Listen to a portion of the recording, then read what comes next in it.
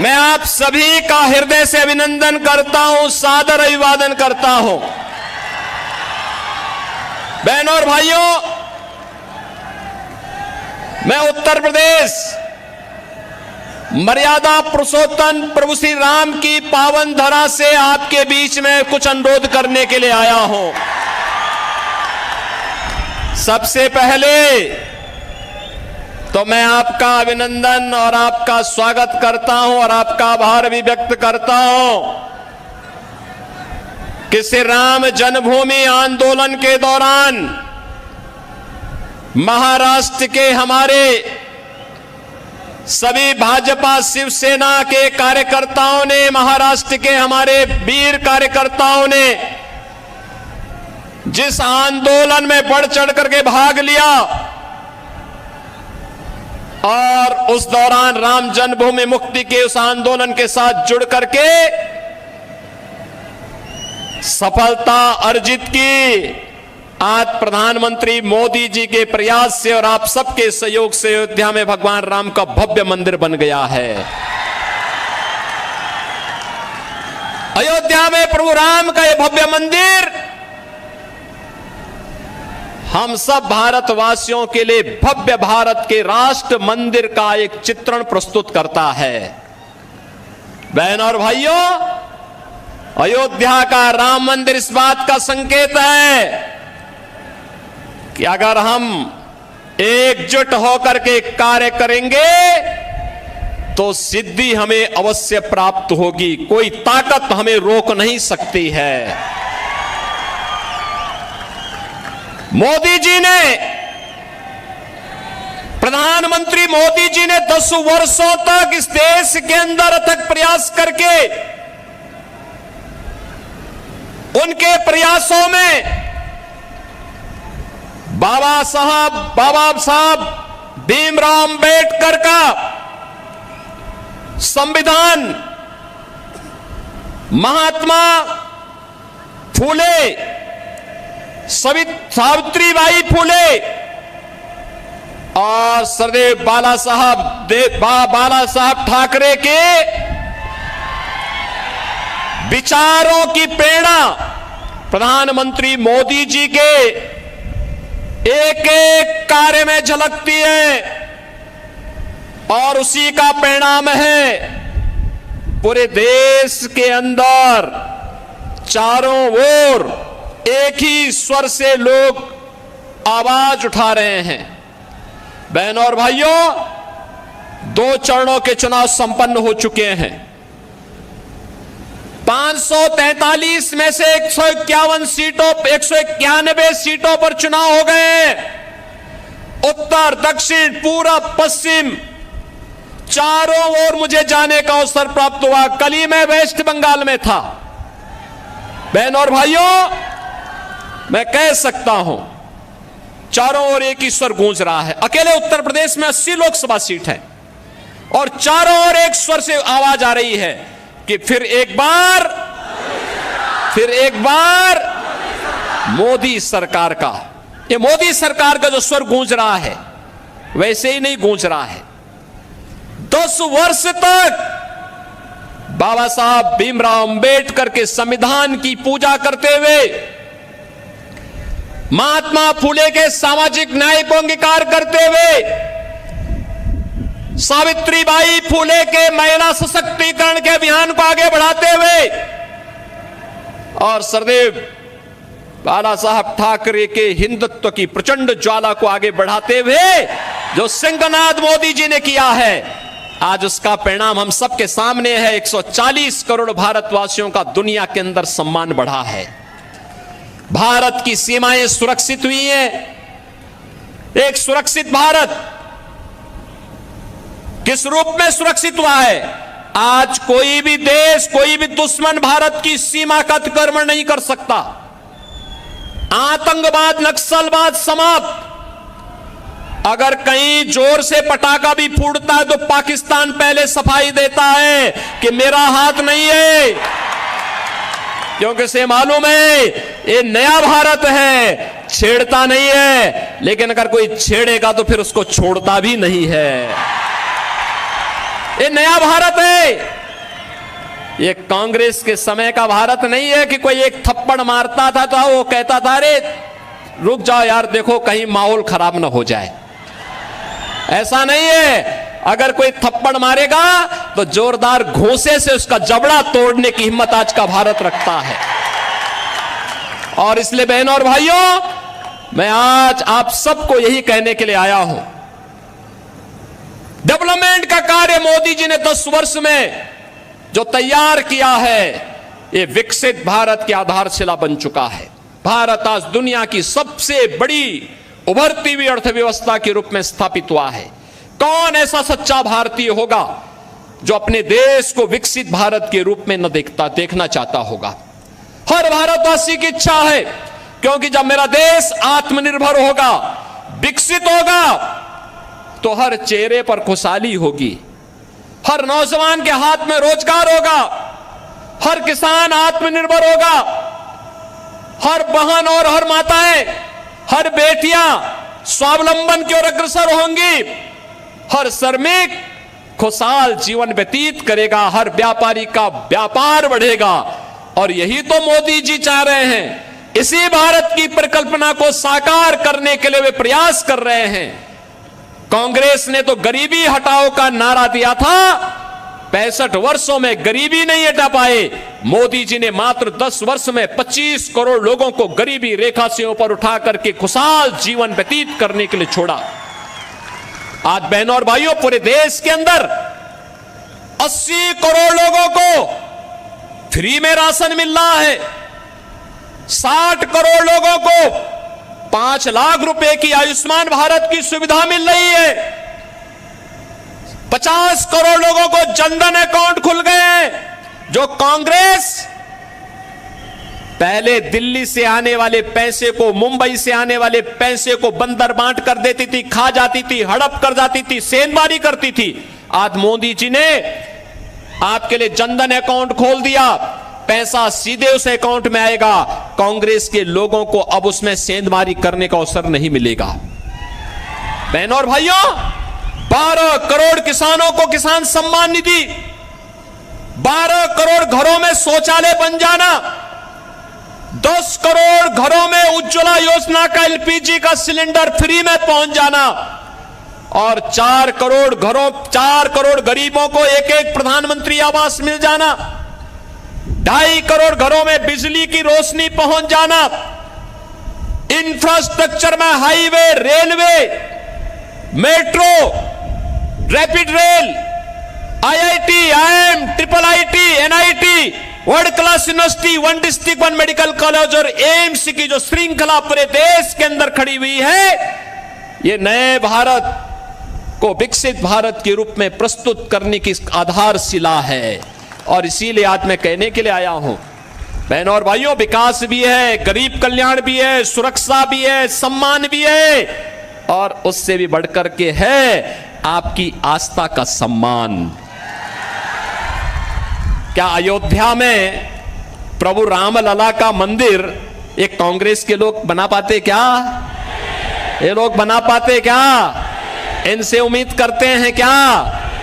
कांग्रेस के लोग तो क्या कहते थे राम हुए ही नहीं, और जब राम मंदिर बन गया तो फिर कहते थे कि मंदिर की डेट कब बन, जब राम मंदिर के लिए जब फैसला हो रहा था तो ये क्या कहते थे कि अगर फैसला होगा तो खून की नदियां बहेंगी। अरे हमने कहा देखो हम हैं यूपी में, चिंता मत करो, एक खून की नदियां नहीं, एक मच्छर भी नहीं मरने वाला, चिंता मत करो।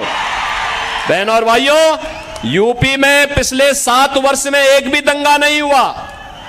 25 करोड़ की आबादी है, एक दंगा नहीं, कोई कर्फ्यू नहीं, और बड़े बड़े माफिया, एक तरफ राम मंदिर बना है और दूसरी तरफ बड़े बड़े माफियाओं का राम नाम सत्य है की यात्रा भी निकल गई है। ये है यूपी।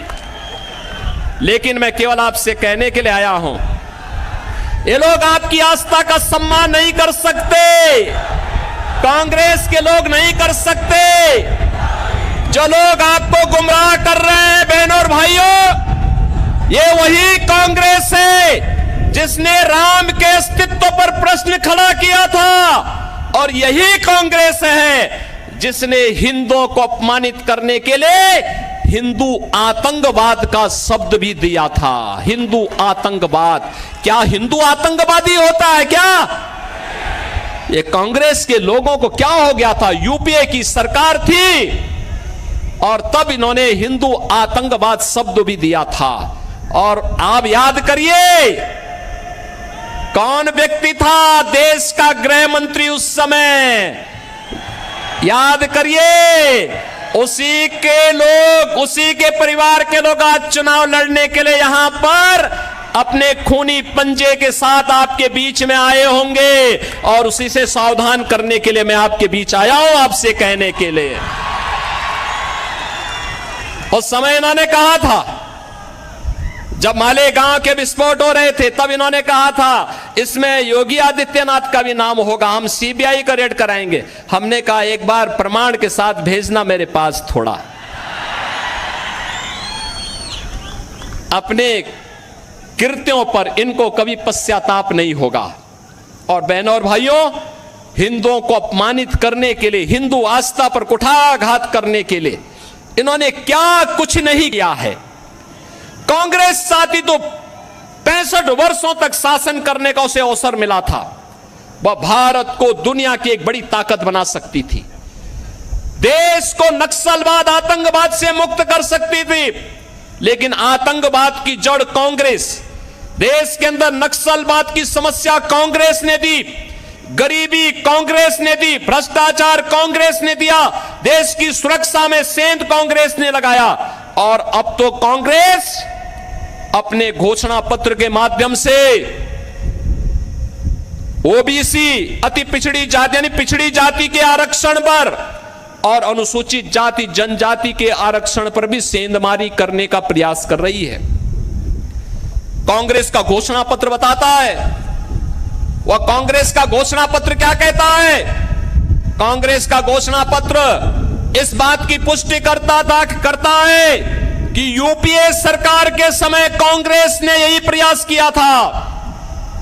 उस समय उसने जस्टिस रंगनाथ मिश्रा के नेतृत्व में एक कमेटी बनाई थी और कमेटी ने कहा था कि पिछड़ी जाति के लोगों को मिलने वाले 27% आरक्षण में से 6% मुसलमानों को दे देना चाहिए। क्या हम अपने पिछड़ी जाति के लोगों के हक को किसी दूसरे को बांटने देंगे क्या? हिंदुओं का आरक्षण किसी को मिलना चाहिए क्या? और सच्चर कमेटी गठित करके इन्होंने मुसलमानों की कुछ जातियों को अनुसूचित जाति में शामिल करने का प्रयास किया था। वो तो भारतीय जनता पार्टी थी, विरोध किया था, तब ये बच पाया था। आज गुमराह कर रहे हैं कांग्रेस के लोग। ये अनुसूचित जाति, जनजाति और पिछड़ी जाति के आरक्षण में सेंध लगाने के लिए आज कांग्रेस ने साजिश रच दी है और इसीलिए अब वह तमाम प्रकार के झूठ का सहारा ले रही है। और बहनों और भाइयों, मैं इसीलिए आपसे कहना चाहता हूं, कांग्रेस के नेतृत्व में जो महागठबंधन बना है देश के अंदर, बहनों और भाइयों, ये देश की महासमस्या है। इस समस्या को जितनी जल्दी आप अपने से दूर कर पाएंगे, देश उतनी तेजी के साथ आगे बढ़ पाएगा। ये भारत के विकास का बैरियर है। ये आतंकवाद, नक्सलवाद की समस्या में सबसे बड़े बैरियर है। ये देश के अंदर आपको बांटेंगे। पहले कांग्रेस गुमराह करने के लिए क्या कार्य कर रही है, इसके लिए इसने आपको क्या एक झुंझुना पकड़ाया है। ये कह रही है हम पहले जातीय जनगणना करेंगे, जातीय जनगणना करके हिंदुओं की जातियों को आपस में लड़ाएंगे, फिर आपस में लड़ाने के बाद जब आरक्षण का मुद्दा इनके मुद्दे से अलग हो जाएगा, उसमें लोगों का ध्यान आपस में लड़ने में ही हिंदू लड़ने लग जाएगा, तो उसके बाद चुपचाप आपके हक पर ये उसको मुसलमानों को देने का काम करेंगे और फिर भारत के इस्लामीकरण का, तालिबानीकरण की एक रूपरेखा अपने घोषणा पत्र के अनुसार कांग्रेस तैयार कर देगी। हमें कांग्रेस के इस मंसूबे को सफल नहीं होने देना है। बहनों और भाइयों, इस देश का फिर से मजहब के आधार पर बंटवारा नहीं होने देना है। और इसके लिए चाहे कोई भी कुर्बानी देनी पड़े, हमें इसके लिए अपने आप को तैयार करना है। और इसीलिए हम आए हैं। आज जो परिवर्तन आपको देश के अंदर देखने को मिल रहा है, ये परिवर्तन का नेतृत्व करता, इसके सारथी हैं देश के प्रधानमंत्री मोदी जी। और आज हमारा दायित्व बनता है 10 वर्ष तक बिना रुके, बिना डिगे, बिना झुके मोदी जी ने देश के विकास के लिए 24 घंटे 365 दिन लगातार 10 वर्ष तक काम किया है। और आज इसीलिए मैं आपसे अपील करने के लिए आया हूं, अगर मोदी जी अपने स्तर पर मेहनत करते हैं, कार्य करते हैं, देश के लिए सोचते हैं, नेशन फर्स्ट के लिए कार्य करते हैं, मोदी जी नेशन फर्स्ट की बात करते हैं और कांग्रेस और उनके गठबंधन के लोग फैमिली फर्स्ट की बात करते हैं। यही अंतर है। मोदी जी देश की बात करते हैं, वे परिवार की बात करते हैं। मोदी जी कहते हैं भारत को विकसित बनाएंगे, वे कहते हैं नहीं, हम भारत को बंटाधार कर देंगे, बांटना चाहते हैं देश को। क्या भारत को बांटने वालों का साथ देंगे क्या? बहनों और भाइयों, देश के अंदर जो सुरक्षा का माहौल है, देश के अंदर विकास का जो माहौल है, भारत का जो दुनिया के अंदर सम्मान बढ़ा है, मोदी जी नेतृत्व करता है, मोदी जी को श्रेय जाता है। लेकिन उससे बढ़कर का श्रेय आपको है, क्योंकि आपने मोदी जी पे विश्वास किया है। और इसीलिए इसके लिए मैं आपका अभिनंदन करता हूं और इसीलिए आपसे अपील करता हूं, आपका एक वोट, आपका एक वोट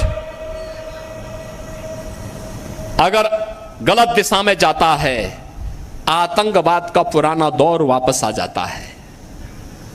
लेकिन अगर भारतीय जनता पार्टी के पक्ष में जाता है, आत्मनिर्भर और विकसित भारत की परिकल्पना को साकार करता है।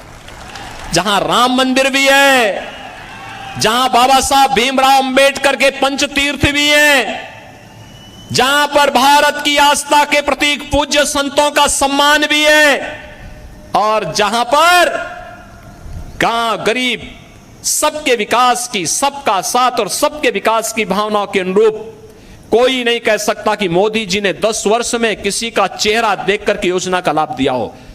भारत का नागरिक हो, जरूरतमंद हो, उनको योजना का लाभ मिलना चाहिए। मोदी जी ने पहले दिन कहा सबका साथ, सबका विकास।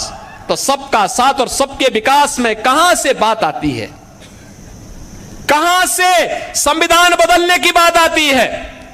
मोदी जी तो बाबा साहब भीमराव अंबेडकर के संविधान की पूजा करते हैं। याद करिए, जब भारत का नया संसद बन रहा था, मोदी जी बाबा साहब भीमराव अंबेडकर जी के संविधान को सिर पे रख करके लेके जा रहे थे, कह रहे थे हमारे भारत का सबसे पवित्र ग्रंथ है, स्वतंत्र भारत का सबसे पवित्र ग्रंथ है। क्या कांग्रेस के लोगों ने कभी यह काम किया? कभी नहीं किया, करेंगे भी नहीं। इन्होंने तो बाबा साहब भीमराव अंबेडकर का जितना अपमान कांग्रेस ने किया, किसी और ने किया ही नहीं होगा। और इसलिए बहनों और भाइयों, इनके बहकावे में आने की आवश्यकता नहीं। याद रखना, जिन लोगों ने राम मंदिर के मार्ग में रोड़े अटकाए हैं, जिन लोगों ने हिंदुओं को आतंकवादी कहा है, हमारा वोट अगर उनकी तरफ जाता है तो बहनों और भाइयों, आने वाली पीढ़ी कभी हमें माफ नहीं करेगी, कभी माफ नहीं करेगी। और इसीलिए मैं आपसे अपील करने के लिए आया हूं, पूरे देश के अंदर जो आवाज है, एक ही आवाज है, एक ही स्वर है। जो राम को लाए हैं हम उनको, जो राम को लाए हैं हम उनको लाएंगे। और मोदी जी 500 वर्षों के बाद प्रभु राम को अयोध्या में विराजमान कराए हैं। और इसीलिए मैं आप सबसे अपील करूंगा कि मोदी जी को फिर से हम देश की सत्ता सौंपेंगे। ये सोलापुर का संकल्प होना चाहिए। सहमत हैं? सहमत हैं? सभी लोग सहमत हैं? श्री राम भाई सतपुते को भारी बहुमत से विजयी बना के भेजेंगे, लेकिन आपको घर घर जाना पड़ेगा, मोदी जी का प्रतिनिधि बन करके जाना पड़ेगा। जाएंगे? श्री चंद्रशेखर बावन कुले जी का प्रतिनिधि बन करके जाना पड़ेगा। जाएंगे? श्री देवेंद्र फडणवीस का प्रतिनिधि बन करके जाना पड़ेगा। जाएंगे?